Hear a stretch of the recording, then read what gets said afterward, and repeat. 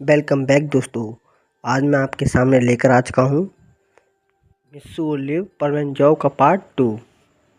जैसा कि आपने पिछले एपिसोड में देखा था कि मिस्सू की मॉम को परवेन के बारे में पता चल जाता है कि मिस्सू ही परवेन है। मिस्सू की मॉम नीचे कमरे में बैठी हुई होती हैं, तभी उन्हें एक आवाज़ सुनाई देती है और वह ऊपर जाती हैं तो वो देखती हैं कि मिस्सू का रोबोट बिस्तर पर लेटा हुआ है और मिस्सू का हेलमेट उसके हाथों में है। तो वो मिस्सू की मॉम को पता चल जाता है कि मिस्सू ही परवेन है। बाद में मिस्सू सबको समझाता है अपनी मॉम को कि ये मेरा रोबोट है, दरअसल मैं ही असली परवेन हूँ। मिस्सू की मॉम परवेन की आइडेंटिटी के जानने के बाद बोलती हैं, मिस्सू अगर मैं तुमसे कुछ मांगूंगी तो तुम मुझे दोगे? तो मिस्सू बोलता है, हाँ मॉम, आप मुझसे कुछ भी मांग सकती हैं, बताइए आप क्या चाहती हैं। तो मिस्सू की मॉम बोलते हैं, मिस्सू मैं ये चाहती हूँ कि ये मिस्सू तुम ये परवेन का काम छोड़ दो, ये बहुत खतरे वाला काम है, मुझे अच्छा नहीं लगता, इसमें तुम्हारी जान भी जा सकती है। जैसे ही मिस्सू अपनी मॉम की मुंह से ये बात सुनता है, एकदम मिस्सू एकदम सरप्राइज हो जाता है, मतलब चौंक जाता है। और अब आगे आगे वीडियो शुरू करने से पहले एक इंट्रो ले लेते हैं। लेट्स गो तो इंट्रो।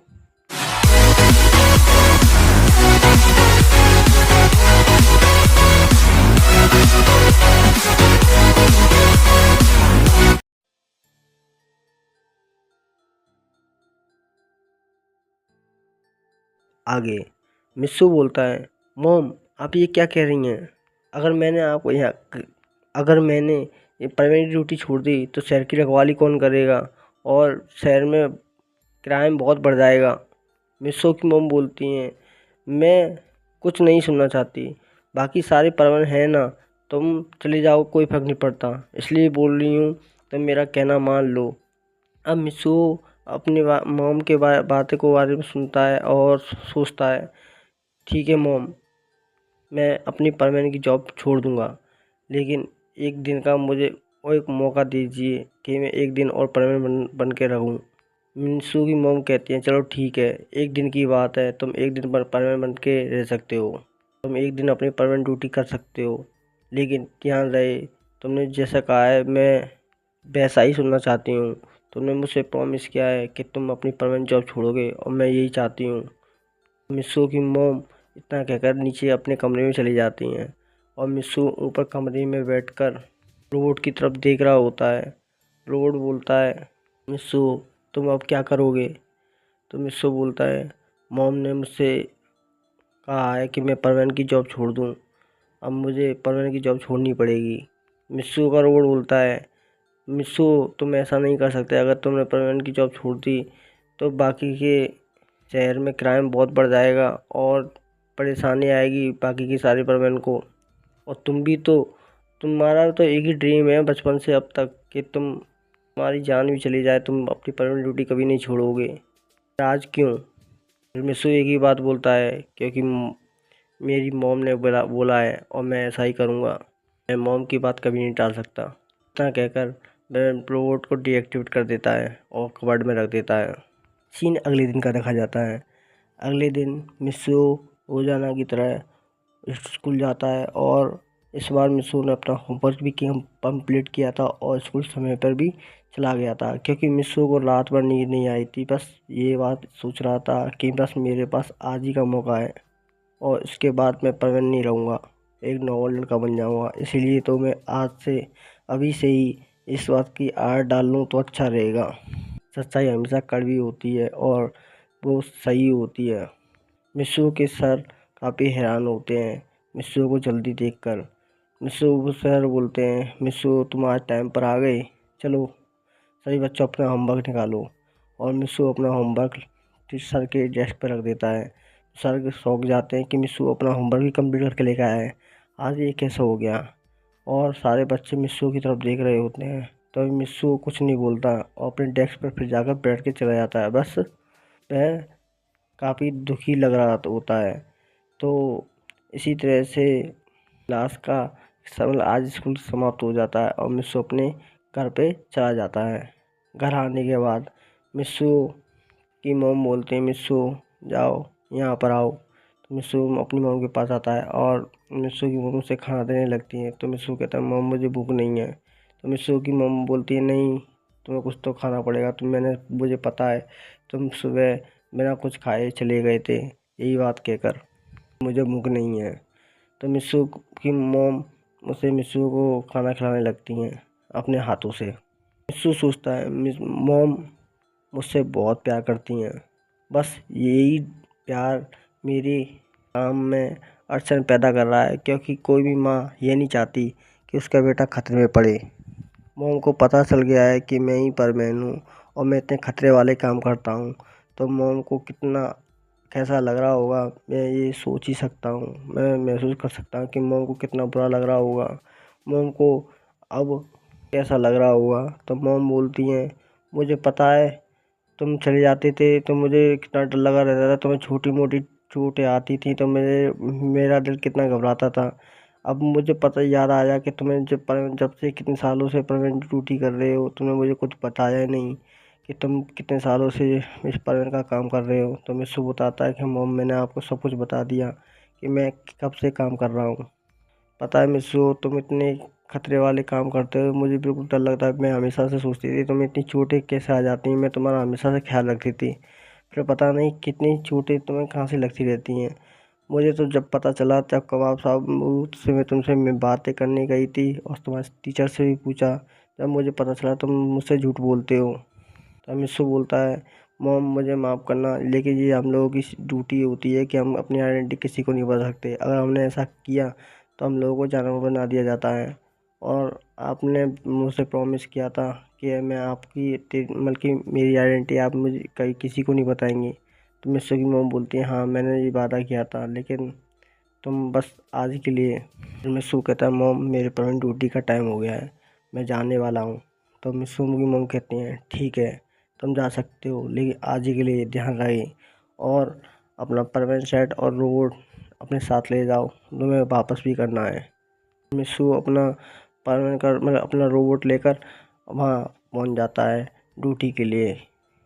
पाको पाको थोड़ा टाइम लेती है आने में। तो पाको बोलते हैं सॉरी दोस्तों मैं कुछ लेट हो गई। फिर लेकिन परवीन की तरफ देखती हैं तो परवीन कोई रिप्लाई नहीं करता और बस बस कुछ सोच रहा होता है। तो पाको बोलती है क्या हुआ परवीन, तुम क्या सोच रहे हो।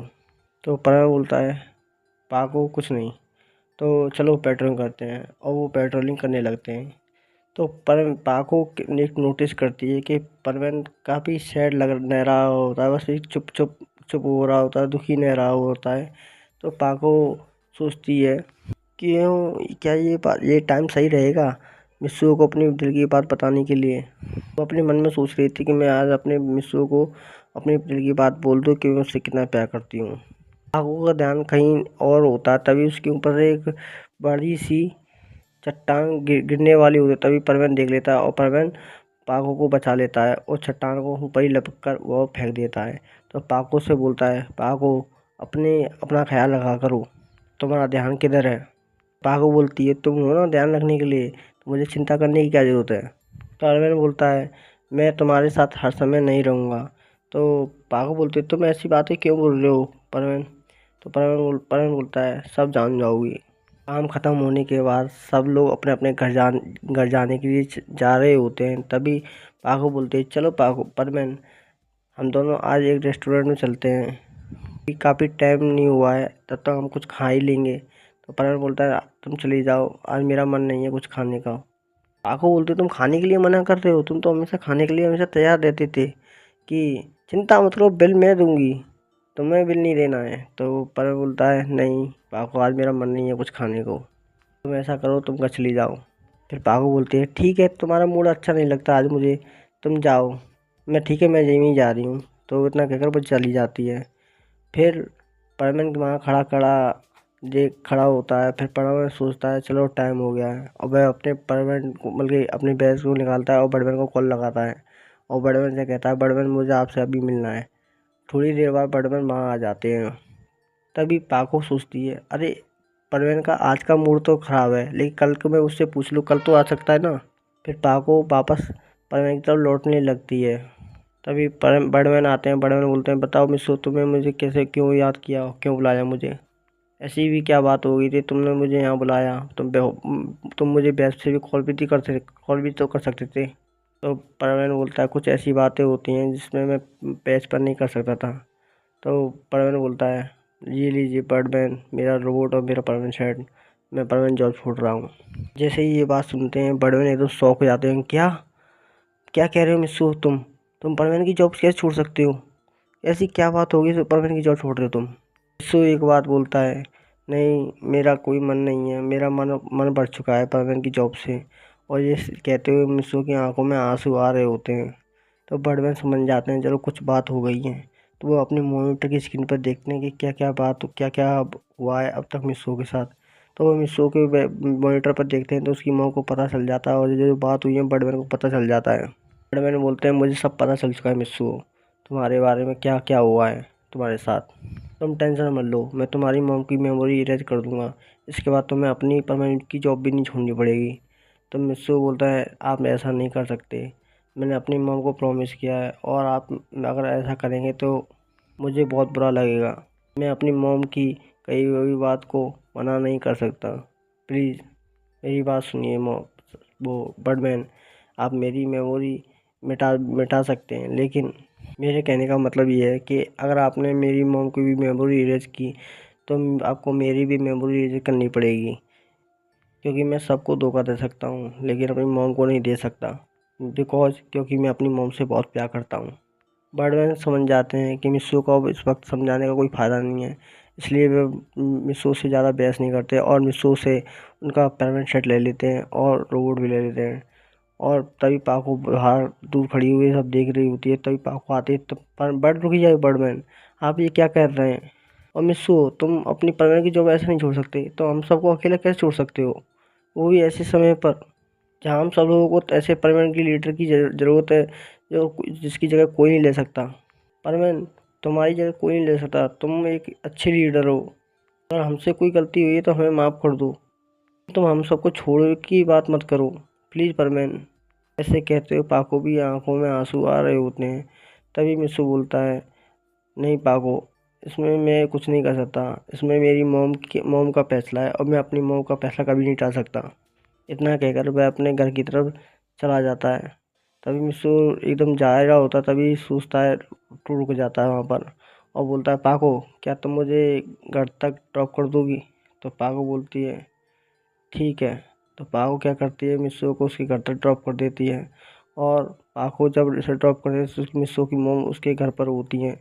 तो मिस्सू की मोम देखते हैं कि पाको मिस्सू को छोड़ने आई है। पाको भी काफ़ी सैड और दुखी हो रही होती है कि मिस्सू ने अपनी परमानेंट जॉब छोड़ दी।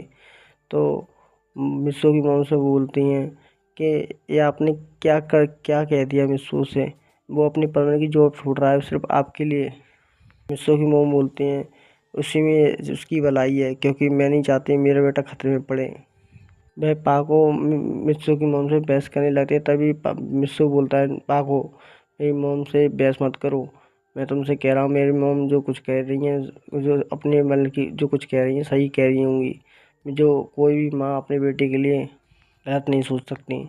और वह पाको को चुप कराता है और पाको से बोलता है, पाको तुम जा सकती हो उस समय, मेरा मूड बहुत ही ख़राब है, प्लीज़ पाको रिक्वेस्ट करता हूँ उसे चली जाओ यहाँ से।